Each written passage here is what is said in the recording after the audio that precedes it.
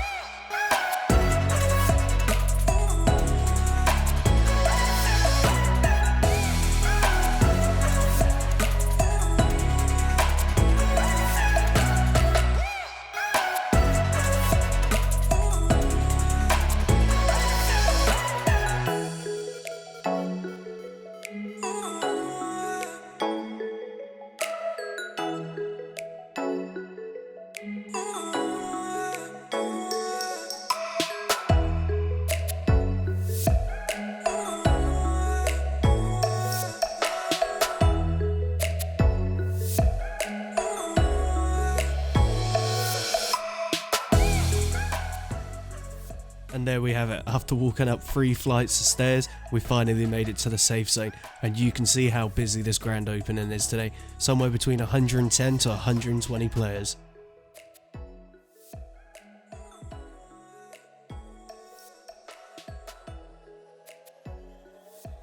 So what you're looking at now is the site shop. It is offering everything you'll need for a game day, from gas, BB pellets. They've got snacks, drinks. They also are supplying free coffee and tea.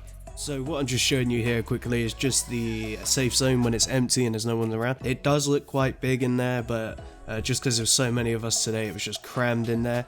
You can also just see that we just walked past this curtain into this huge open area, so that's where they do the chronos. They did address that they do need to put some net in there, which they will be doing for the next game day, I think they said. They also are considering maybe moving the plastic sheet back a little bit further, just so that they can get extra benches in there, just in case if they have any big games again, it's not overcrowded like it was. And wow, just a look at that view. It's just really there so that if you need a breath of fresh air between gameplays, you don't have to go running down 3 flights of stairs. You can just go out there, enjoy the lovely view, especially on the sunny day like we had. Now I'm just going to speed up this clip here of where I'm in the chrono room, just to show you how long this is. But what's really good about this is at the very end you'll see there is 2 dummies there, and it helps you zero in your scope, because in some parts of this site there are some really good long ranges, and there's nothing worse than not having your sight zeroed in and you getting scoped by someone else.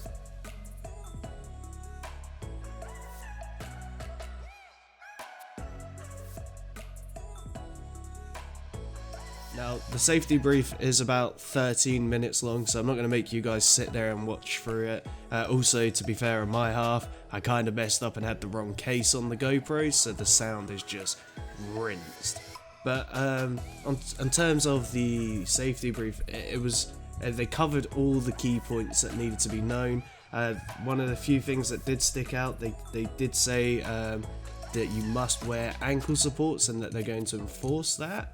And also there was a lot of jokes thrown in there as well, so it made it quite fun. It wasn't just some boring sort of safety brief where they're reading from a checklist like almost like a robot. They made it quite interactive.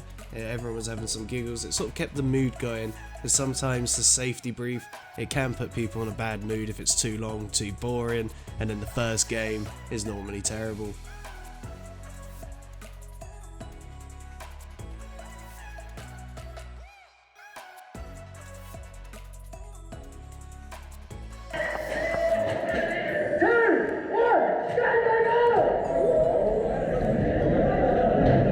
playing in the background now is just footage of when I was walking around the site. It took ages to film everything, about 20 minutes altogether. I think that was just because there was a gameplay going on. So, in fact, actually talking about gameplay, I'm actually going to pass you over now to Tech Bro Lou, who's going to talk about the games and just how they went overall. Cheers, NJ. Hi guys, this is Tech Bro Lou. We're playing the first warm-up game of Team Deathmatch. So, playing on floor 1, it's Red's objective to push up to floor 2. The first engagement between both teams was on floor 2 at the top of the stairwell. As sort of the video transitions onto the blue team, you can see the blues really holding position and sort of keeping the red teams at bay, but right at the top of the stairwell. I think looking back and sort of reviewing some of the comments, what other players have said, it'd be nice to have some sort of line where blues couldn't push up, just giving reds enough time to get up top of the stairwell, maybe get some cover, and that'll stop that bottlenecking and stop the reds from really stacking up on the stairs. Being the first game on a new site, we think it went really well. The respawns were at a fair distance, you didn't have to walk miles, but back enough just to give the opportunity for each team to push forward or push backwards. Overall, the first game was spot on. The only thing we wasn't a fan of was stacking up on the stairs and the bottlenecking through the tight corridors. It just creates a slower paced games and often means that players at the back are just sitting around waiting to push forward. Our recommendations would be to push back the points of contact where each team has the opportunity to flank each other and just being able to engage at different angles. So moving on to game 2, it's the same game as game 1 of TDM, but this time in reverse. During the breaks, players had a chance to sort of give some feedback, what went well, what went bad, some improvements that they'd like to make. What we liked was the actual marshals listened, sort of took on that feedback and started to make some changes pretty instantly, which was great. So game 2, the improvements were made, both teams were then playing on a level playing field, engagement across all of the sites, so it's really good there. At this point, both teams were at equal numbers and a good mixture of players on both sides. Moving on to game 3, this one's slightly different. I've not actually played something like this before, but they call it pushback. So the objectives here is that they're starting with the reds at the respawn on floor 1 and the blue on a defending position, but also on floor 1. The objectives here is the reds have to push forward, pushing the blues back as far back as they can go. If they get shot, they go to their respawn, which is a marshal who you then fist bump. But the problem with the blues is that the marshal actually walks backwards, opening up the site and making for bigger gameplay. The defending team also had a second marshal who was continuously pushing back the defending line, giving the reds a chance to push forward. Pushback for us was very trigger happy. No chance of flanking, no technical skills involved. It was more like a all-out war. So if you prefer this style of play, you'll love this. I was quite surprised how often, we can all get a bit trigger happy and start spamming the triggers and almost breaching that line of single shot. The marshals did a great job of keeping that down. The overall feedback from the players was they should start with pushback just to get everyone warmed up and, to be fair, getting used to getting shot at. Moving on to game 4, it's the same game as game 3 of pushback, but this time just in reverse with the blue team attacking and the reds defending. During this game mode, it was superb to see everyone start to work together in little groups and teams as players start to get hang of the site and this style of game mode. One thing that came apparent was in the centre of floor 1, there were 2 open spaces connected by one tight corridor, probably big enough to fit 3 players to stand side by side. This created a severe bottleneck which either side couldn't push through without the use of grenades or huge body masses pushing through. At one point, majority of red team collated together as one big team to push through and start to flush out the blue team whilst on their last life. That was incredible to see. Finishing up the day with game 5 and game 6, this is something that they called Capture the VIP. It started off with 5 volunteers were chosen to act as bodyguards for the VIP. Now, with the 3 forces playing on the field, you've got blue versus red versus bodyguard. The objective here was for either blue team or red team to capture that VIP and retrieve them back to their respawn. Game 5 and game 6 were played on both floors, which meant for high dynamic and loads of gameplay with loads of flanking involved. This was by far one of our favourite game modes. The role of the bodyguards were to stop the red team or the blue team from taking the VIP. Because the site is now open for both floor 1 and floor 2, you've got a lot bigger area to cover. So the medic rule works perfect here. How it works is that anyone can be a medic. Once you're hit, you then shout hit, you then shout for a medic. Only a live player on your team can revive you, and they can do this by simply placing a hand on your shoulder and counting to 10. Once they've completed the 10 seconds, you're then back in the game. If, however, you are hit and there are no live team members around, you can take the step back from the action, move back to where your live teammates are, then call for a medic. We thought this was actually a really good little addition just to keep the game modes live and lots of action involved. So now we're getting to the end of the video, so I think it's time we summarise up and do an honest review of what we thought of the site. So we'll start with some key points, such as what is it like to get to the site? Yeah, it was good. On their website, you've got the postcode on there. Pop that straight into your sat-nav and it takes you straight to the parking. In terms of parking, what was it like? Yeah, we arrived around 8:30, so gates open at 8 o'clock. I think there may be 40 odd players there already, and there was still loads of car parking left. So for my first impressions of the site, it was amazing. There was marshals out on the front that greeted us and directed us the way we needed to go. Obviously, it being a big building, there was a few marshals on each floor just to ensure that we were going the right way and not getting lost. It was relatively easy to find your way around. It's confusing when you're playing gameplay, but you know, when you're just walking around, you got the marshals there and they'll sort of direct you. What did you think, Taproli? I thought it was really good actually. Being an old Dunlop factory, I was hoping there'd still be a lot of character there. So it was nice when you walked into the first floor. They've made good use of the tyres, so you get that sense of feeling. They've got some of the old signage up as well. So you did sort of walk in and then you felt like, yeah, you can relate to the old Dunlop factory. So walking into the safe zone / where the shop is, I was pretty pleased with what I saw. They did have all the stuff you need for on the game day. So, you know, hire guns, pellets, snacks, tea, coffee, drinks. They pretty much covered everything that you'll need. I'm pretty sure I saw patches for sale, mesh masks, and some of the goggles.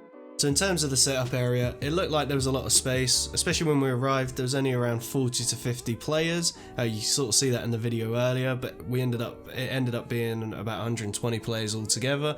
Luckily for me, I didn't need much room to get set up. I had my backpack just with the camera and the laptop. Then I came with me gun bag, some backpacks, things like other bits and bobs. At first it was a bit of a tighter squeeze. Some kind people had to just move up a little bit just to get my gun box down. But I think, yeah, spot on that. Luckily, the players that were next to us did very kindly move their stuff underneath these sort of shelves that we were using so that we could actually get ours set up and ready and then put ours underneath. So it's nice to see that other Airsoft players were being considerate. One thing that we did notice though, there was no chairs. So for those who like to sit down, forget it. Either bring a camp chair because you'll be standing up. So Lou, you played on the day. Was there any negatives that you found?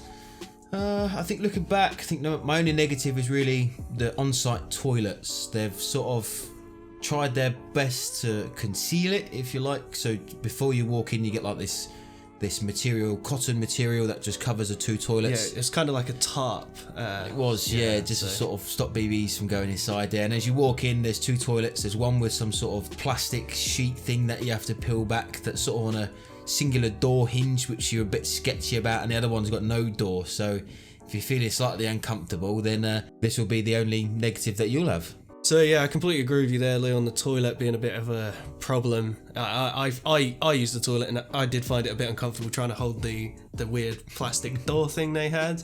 I think for me, the only negative that I found was at the beginning, just the first game, which we already brushed upon earlier on. It just didn't go too well and some people did get upset, but luckily it all changed. So overall, apart from the toilet, I'd say I saw hardly anything negative about the day. I really enjoyed it.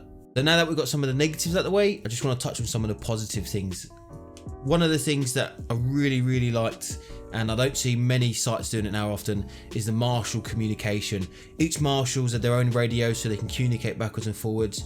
The message was clear and precise to all the players, so everyone knew what the objectives were, everyone understood the rules. The site was managed extremely well, so kudos to the marshals and the site owners, done a good job. So just going to jump in quick on the topic of the marshals being the positive, and I totally agree with you. I had an absolute blast there filming, and they were extremely kind and friendly to me. They treated me just like any other player, so you know, I didn't feel singled out or almost in a way different because I was just there filming, and it was really nice. Got along really well with them. We were stopping around having a chit chat as well during gameplay, which was really nice to see. They're friendly, you know, and wanting a chat. And that's our first site review. Hope you enjoyed it. I mean, I really enjoyed playing at the site. Jay? Yeah, I really enjoyed filming and also getting to do the behind the scenes editing and all that stuff.